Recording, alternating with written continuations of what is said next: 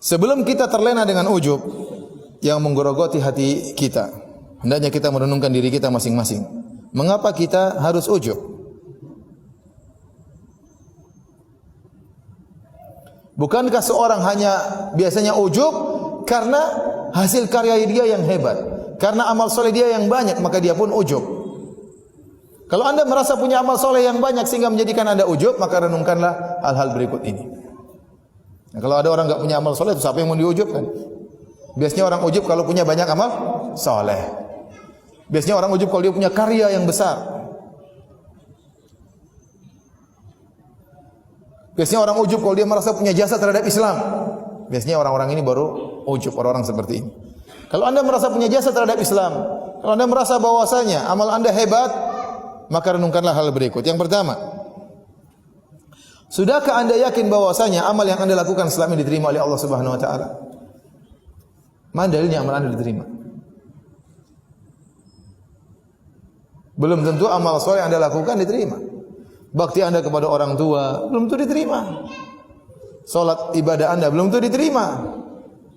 Anda yakin ikhlas selama ini? Belum tentu.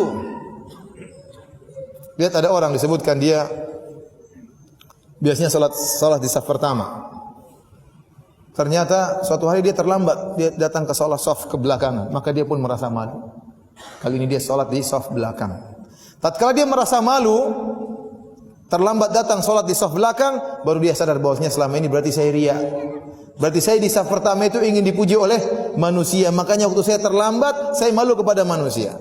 Harusnya kalau dia ikhlas, dia malu kepada siapa? Allah Subhanahu Wa Taala, bukan malu kepada manusia. Saat itu dia sadar bahwasanya dia selama ini apa? Riya.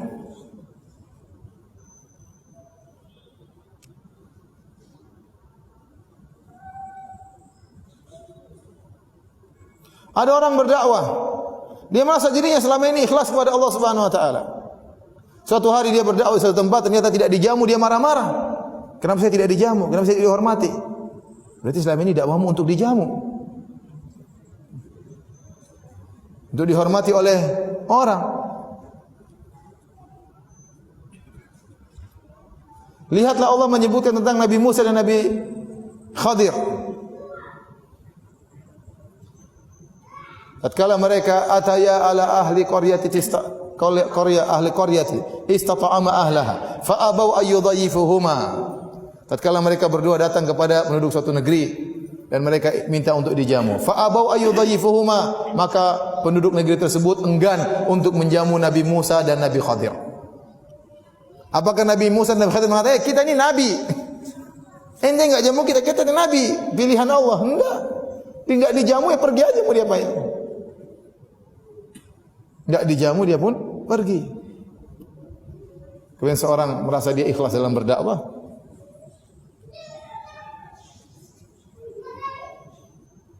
oleh karenanya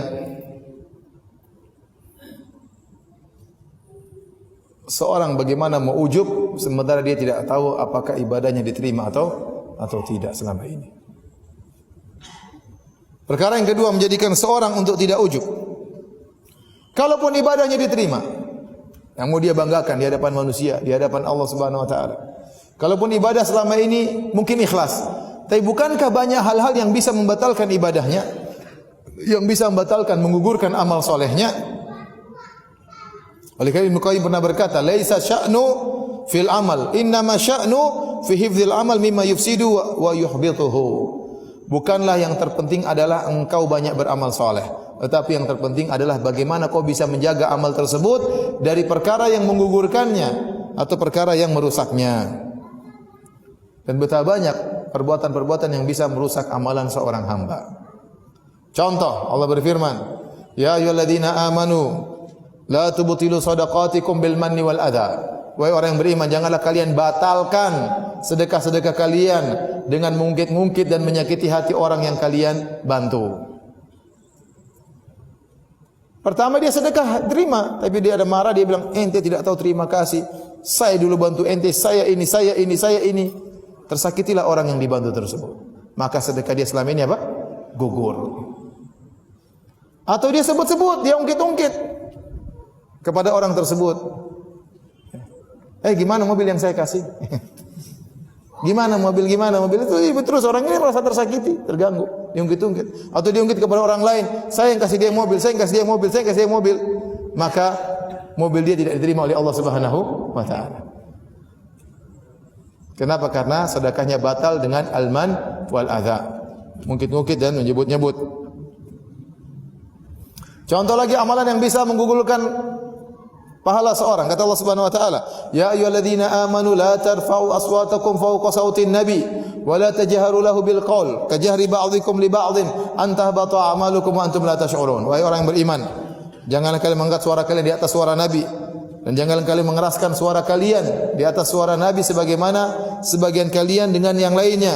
An tahbata a'maluhum, bisa jadi amalan kalian gugur, wa antum la tash'urun, dalam kondisi kalian tidak menyadari. Nah, kata para ulama di antara Ibnu Qayyim rahimahullah taala, kalau seorang mengeraskan suara di atas suara Nabi, itu saja bisa menggugurkan amal dia, bagaimana lagi orang yang mengedepankan akalnya daripada hadis Nabi sallallahu alaihi wasallam. Bagaimana orang yang membuang hadis Nabi kemudian mengikuti hawa nafsunya, mengikuti tradisinya, mengikuti perkataan nenek moyangnya, dia buang hadis Nabi sallallahu alaihi wasallam, bagaimana amalnya tidak gugur?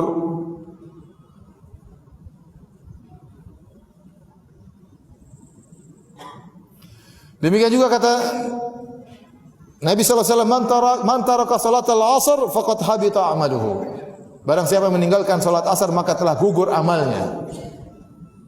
Contoh lagi, tatkala Zaid bin Arqam melakukan transaksi dengan cara riba al-ainah, maka Aisyah radhiyallahu taala anha menegurnya dengan berkata, kabarkan kepadanya, innahu qad abtala jihadahu ma'a Rasulillah sallallahu alaihi wasallam illa ayatub. Katakan kepada dia, Zaid bin Arqam yang pernah berjihad kepada Nabi, sungguhnya gara-gara dia melakukan praktek riba, maka jihad dia yang pernah dia lakukan bersama Nabi gugur, kata Aisyah radhiyallahu anha. Kecuali kalau dia bertobat kepada Allah Subhanahu wa taala. Oleh karenanya kita belum tentu yakin bahwasanya amal kita bisa diterima oleh Allah Subhanahu wa taala. Bisa jadi kita melakukan hal yang menggugurkan amal saleh kita. Seorang selama ini berbakti kepada orang tuanya, selama ini dia berbuat baik kepada karib kerabatnya, terus dia ungkit-ungkit di kemudian hari. Dia sakiti hati mereka, maka gugur sedekahnya. Bisa jadi seseorang melakukan amal saleh, kemudian setelah itu dia cerita sana sini, dia ria, dia pamerkan, dia banggakan, maka gugur amalnya.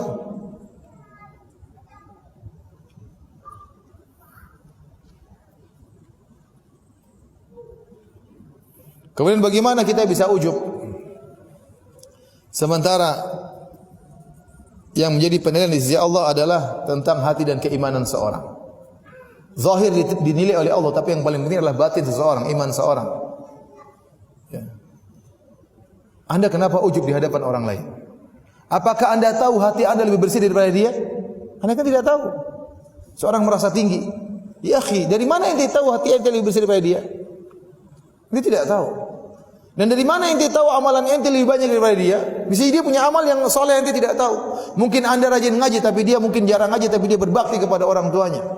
Tapi ternyata dia rajin baca Quran, ternyata dia rajin salat malam, dia tidak ngomong sama ente. Ente hanya melihat sekilas, ente penampilan lebih islami, lebih nyunah, dia kurang nyunah. Terus ente merasa lebih tinggi daripada dia, merasa lebih ujub daripada dia. Ya akhi, belum tentu. Anda hanya bisa melihat yang zahir, yang tahu hakikat batin hanya Allah Subhanahu wa taala. Terus kenapa Anda harus ujub, merasa hebat dia dibandingkan dengan orang lain? Kemudian bagaimana Anda merasa ujub dengan amal yang Anda lakukan, dengan dakwah yang Anda lakukan, dengan donasi yang Anda sumbangkan, dengan banyaknya ayat yang Anda baca, dengan berapa kali khatam Al-Quran, Anda merasa ujub. Kenapa merasa ujub? Sementara dosa-dosa Anda masih banyak. Hanya saja Allah tutupi. Kata Muhammad bin Wasi' rahimahullah ta'ala, "Lau kana lidzunubi rih ma jalasa ilayya ahad." Kalau seandainya dosa itu ada aromanya, ada baunya, enggak ada yang mau duduk dengan saya. Tidak ada yang mendengar ceramah saya kalau dosa-dosa ini ada aromanya.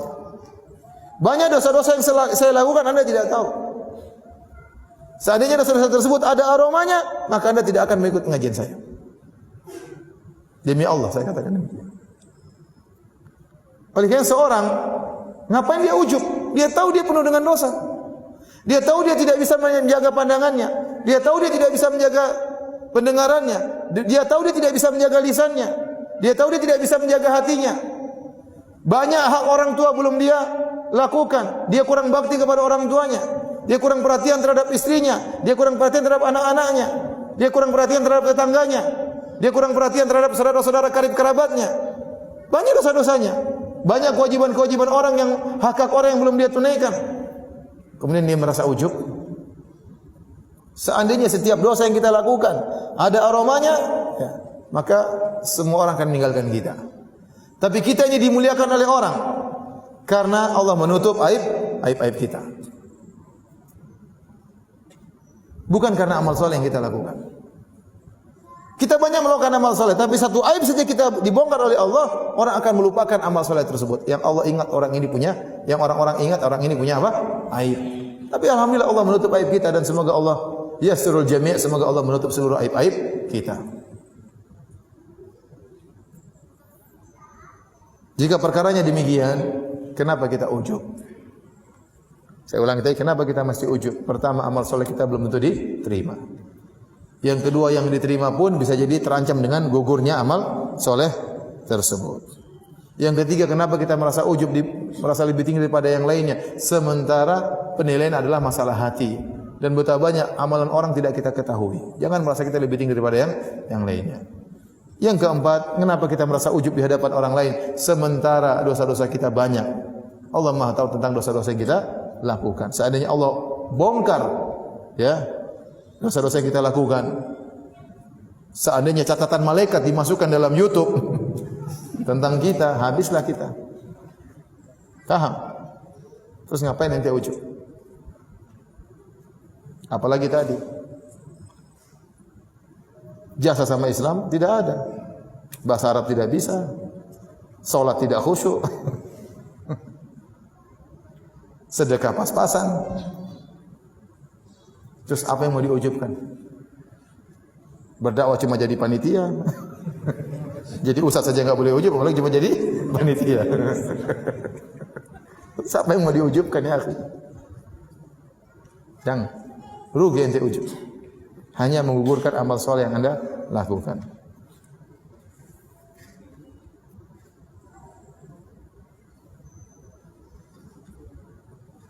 Para hadirin dan hadirat yang rahmati Allah Subhanahu wa taala. Iblis senantiasa berusaha menjauhkan anak cucu Adam dari amal soleh dan menjerumuskan mereka dalam beragam kemaksiatan. Dengan tujuan agar anak-anak Adam bisa menemaninya di neraka jahanam. Enggak enak tinggal sendiri di neraka. Harus bawa teman. Betapa banyak orang melakukan maksiat, dia tidak ingin sendiri, dia ingin punya teman. Agar yang tercela bukan dia sendiri. Betapa banyak pezina ingin yang lain juga berzina sebagaimana dirinya. Betapa banyak minum khamar ingin orang lain juga minum khamar seperti dirinya. Agar dia tidak dicela sendirian. Iblis pun demikian. Dia tidak ingin sendirian di neraka jahanam. Dia ingin kita menemaninya. Antum semua ini target iblis. Ustadz enggak? Ustadz juga target iblis. Mungkin target utama lagi mah. Semua orang target iblis. Tidak ada yang lepas lolos dari target iblis. Nanti semua target. Iblis sudah mengirimkan pasukannya untuk menggoda antum. Seluruhnya tanpa terkecuali. Ya. Tapi kalau antum ikhlas, antum tidak riya, antum tidak ujub, antum bisa selamat dari godaan iblis. La aghwiyannahum ajma'in illa ibadaka minhumul mukhlasin. Aku akan sesatkan mereka seluruhnya ya Allah, kata iblis, kecuali hamba-hambamu yang ikhlas, yang selamat dari riya dan selamat dari ujub. Kalau iblis berusaha menjerumuskan orang dalam maksiat, iblis berusaha menjauhkan dia dari amal soleh, ternyata orang ini tidak bermaksiat, malah rajin beramal soleh, iblis serang dengan cara yang lain. Ini rajin amal soleh, tidak apa-apa. Rajin ibadah, tidak apa-apa. Rajin dakwah, rajin sedekah, rajin jadi panitia, rajin tulis status di Facebook, rajin nge-share. Iya, kita iblis ingin serang dia dari penyakit ujub dan apa? Dan riya. Yang penting amal dia gugur. Mau dia beramal, mau dia donasi 1 miliar, 2 miliar, kalau dia riya, selesai. Enggak ada nilainya. Enggak ada nilainya. Ya akhi, bagaimana ente mau riya ya akhi? Baru sedekah cuma 2 juta sudah riya. Saya ketemu dengan orang jalan dengan saya, sedekah sampai berapa? 8 miliar. Disebut namanya dia marah. Bukan 2 juta ya akhi, bukan. Berapa miliar? 8 miliar. Disebut namanya dia marah, bukan marah main-main. Mukanya merah, marah. Kenapa sebut nama saya? Terus ente baru infak 200 ribu. Terus mau ujub. Apa yang mau ente ujubkan? Paling 200 ribu buat belikan ustadz bensin sehabis. Jadi enggak usah ujub. Tapi kalau anda tidak ujub, 200 ribu tadi bisa bernilai 2 miliar kalau Allah kehendaki. Kalau anda ikhlas kepada Allah Subhanahu Wa Taala. Sebagian perkataan Ibnu Mubarak, rubba amalin saghir tukabbiruhu niyah. Betapa banyak amal yang sedikit tetapi menjadi besar di sisi Allah gara-gara niat yang ikhlas.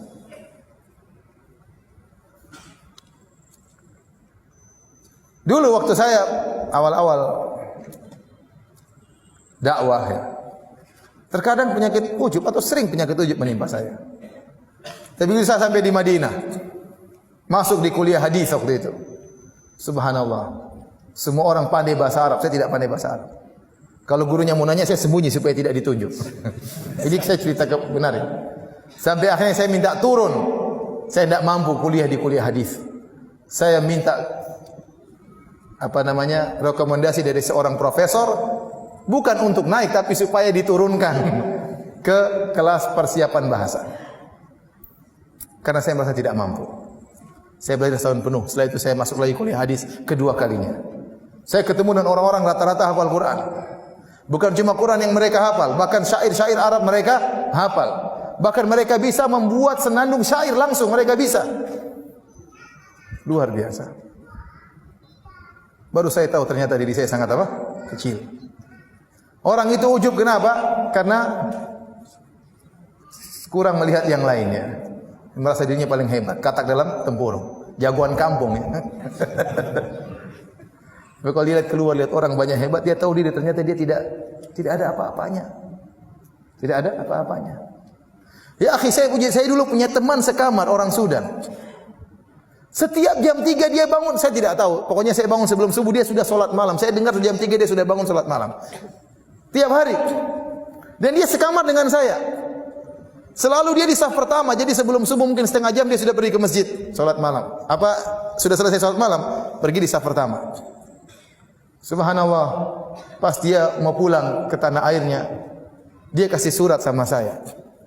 Dia bilang Firanda. Dia tahu saya tidak bangun malam. Dia udah pergi baru mungkin saya bangun. Dia kasih surat sama saya. Coba ini orang rajin sholat malam. Orang ini hafal Quran. Orang ini luar biasa. Orang ini. Dia bilang Firanda jangan kau buka kecuali kau di pesawat. Subhanallah. Iya saya jalan. Saya pulang ke tanah air. Dia juga pulang ke tanah airnya. Di pesawat saya buka suratnya. Apa isinya? Kira-kira apa? Ente enggak pernah bangun malam. Enggak. Itu orang ujub itu. Apa isinya? Kata dia, ya akhi Firanda. Ya.